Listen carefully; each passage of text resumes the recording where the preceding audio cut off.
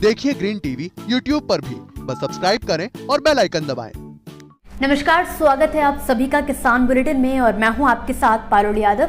चलिए नजर डालते हैं किसान बुलेटिन में आज की बड़ी हेडलाइंस पर।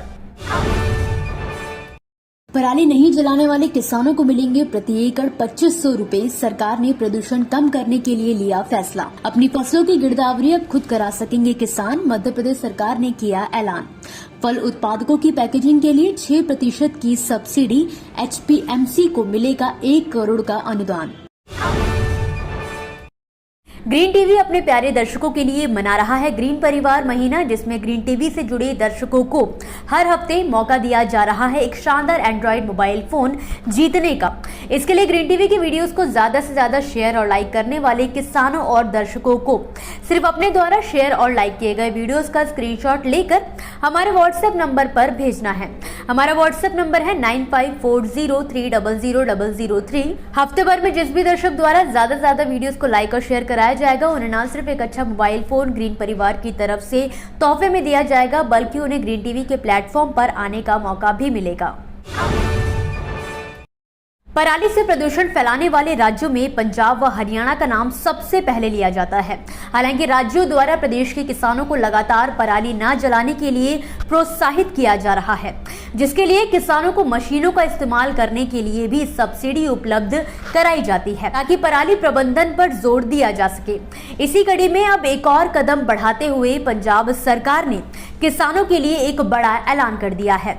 इस ऐलान के तहत पराली नहीं जलाने पर पंजाब के किसानों को सरकार की ओर से प्रति एकड़ 2500 रुपए की आर्थिक सहायता राशि दी जाएगी। इस फैसले की जानकारी देते हुए दिल्ली के मुख्यमंत्री अरविंद केजरीवाल ने बताया है कि हमने फैसला लिया है पराली जलाने की घटनाओं को रोकने के लिए किसानों को प्रोत्साहन राशि दी जाए। इसी को देखते हुए फैसला हुआ है कि पराली नहीं जलाने वाले किसानों को प्रति एकड़ के हिसाब से दिल्ली और पंजाब की सरकार 500 रुपए देगी, जबकि केंद्र सरकार की तरफ से 1500 रुपए दिए जाएंगे। इस तरह किसानों को प्रति एकड़ 2500 रुपए की राशि देने का प्रावधान किया गया है। उन्होंने कहा कि इस संबंध में पंजाब की आम आदमी पार्टी सरकार ने एयर क्वालिटी कमीशन को एक प्रस्ताव भेजा है। किसानों को ये प्रोत्साहन धान की पराली के इन सीटू प्रबंधन को बढ़ावा देने और दिल्ली NCR में मुख्य रूप से पराली जलाने के कारणों से होने वाले वायु प्रदूषण के स्तर को काफी हद तक कम करने में एक महत्वपूर्ण कदम साबित हो सकता है। सभी किसानों का विवरण राज्य सरकार के अनाज खरीद पोर्टल पर पहले से ही अपलोड किया जा चुका है। आपको बता दें कि पराली नहीं जलाने वाले किसानों के प्रोत्साहन राशि के लिए किए गए दावों की जांच के लिए रिमोट सेंसिंग इमेजरी के साथ साथ खेतों का भौतिक सत्यापन भी किया जाएगा। इसके बाद किसानों को खरीद पोर्टल के जरिए प्रोत्साहन राशि दी जाएगी। सरकार द्वारा किसानों को ज्यादा से ज्यादा सहूलियत देने के प्रयास किए जा रहे हैं। इसी कड़ी में अब मध्य प्रदेश सरकार ने भी अहम कदम उठाते हुए फसलों की गिरदावरी कराना किसानों के लिए आसान कर दिया है। आपको बता दें कि प्रदेश सरकार द्वारा बड़ा फैसला लेते हुए मेरी गिरदावरी मेरा अधिकार योजना की शुरुआत की गई है, जिसके तहत अब किसान निश्चिंत होकर अपनी फसल की जानकारी MP किसान ऐप के जरिए दर्ज करा सकेंगे। इस जानकारी का इस्तेमाल फसल हानि, न्यूनतम समर्थन मूल्य योजना, भावांतर भरपाई योजना, किसान क्रेडिट कार्ड और कृषि लोन में किया जा सकेगा। योजना के तहत किसान अपनी फसलों की जानकारी 1 से 15 अगस्त 2022 तक दर्ज करा सकते हैं। किसान की इस जानकारी का आर्टिफिशियल इंटेलिजेंस एवं पटवारी से वेरिफिकेशन किया जाएगा। मेरी गिरदावरी मेरा अधिकार में किसानों को ये सुविधा उपलब्ध करवाई गई है कि वो अपने खेत से ही खुद फसलों की जानकारी MP किसान ऐप पर दर्ज कर अपने आप को रजिस्टर कर सकते हैं। इस ऐप को गूगल प्ले स्टोर से डाउनलोड किया जा सकता है। इस संबंध में जानकारी देते हुए प्रदेश के CM ने किसानों से अपील की है कि वो मेरी गिरदावरी मेरा अधिकार में अपनी फसल को MP किसान ऐप में अपलोड करके केंद्र व राज्य सरकार द्वारा मिलने वाली सुविधाओं का लाभ उठाएं। इस प्रक्रिया में किसान गिरदावरी को अपनाने के लिए 15 अगस्त तक अपने आप को रजिस्टर कर सकते हैं।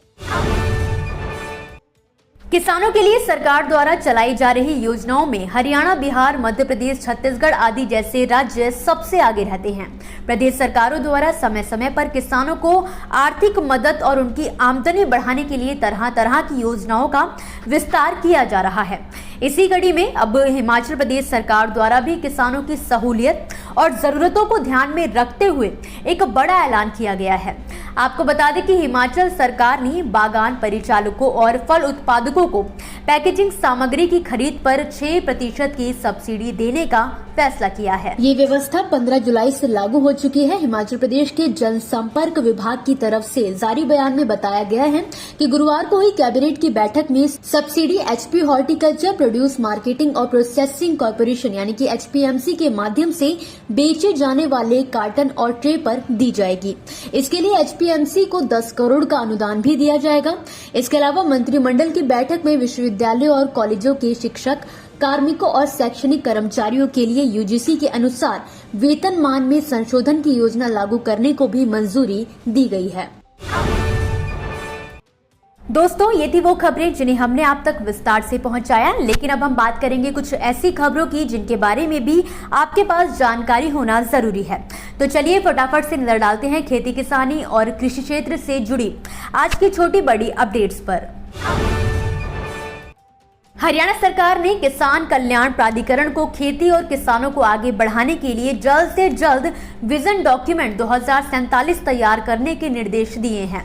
मुख्यमंत्री ने कहा है कि इसके साथ साथ प्राधिकरण किसान कल्याण के लिए खेती से जुड़ी अलग अलग कमेटियों का भी गठन किया जाए ताकि इनके सुझावों को भविष्य में सरकार द्वारा क्रियान्वित किया जा सके। छत्तीसगढ़ के मुख्यमंत्री भूपेश बघेल ने मुख्यमंत्री निवास कार्यालय में बीते दिन धूमधाम से आयोजित हरेली पर्व के अवसर पर राज्य में गौमूत्र की खरीद की ऐतिहासिक शुरुआत की है। इस मौके पर चंदखुरी का निधि स्वयं सहायता समूह 5 लीटर गौमूत्र 20 रुपए में बेचकर राज्य का पहला विक्रेता बन गया है। आपको बता दें कि सरकार ने 28 जुलाई 2022 से गौमूत्र की खरीदी शुरू कर दी है, जिससे किसानों को दोहरा लाभ होगा। सरकार द्वारा किसानों से 4 रुपए प्रति लीटर की दर से गौमूत्र की खरीद की जाएगी। बिहार राज्य सरकार ने किसानों को सिंचाई के लिए डीजल की खरीद पर अनुदान देने का फैसला लिया है। इसके अतिरिक्त बिहार सरकार राज्य के किसानों को सूखे की स्थिति से निपटने के लिए कृषि फीडर से 16 घंटे की निर्बाध बिजली उपलब्ध करा रही है।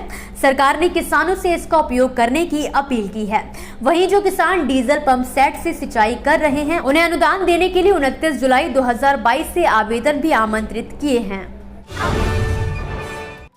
कृषि और किसान कल्याण मंत्रालय द्वारा दिल्ली हाट आईएनए में 29 से 31 जुलाई 2022 तक 3 दिवसीय बाजरा पाक कार्निवाल का आयोजन किया जा रहा है। ये कार्यक्रम 29 जुलाई दोपहर 2 बजे से शुरू हो चुका है, जिसमें बाजरा फूड स्टॉल, इन्फोग्राफिक्स, बेकरी उत्पादों के खाद्य प्रदर्शन, street play, on the spot audience quiz और बाजरे से बनाए जाने वाले स्वादिष्ट स्नैक्स का पैनल चर्चा की जाएगी।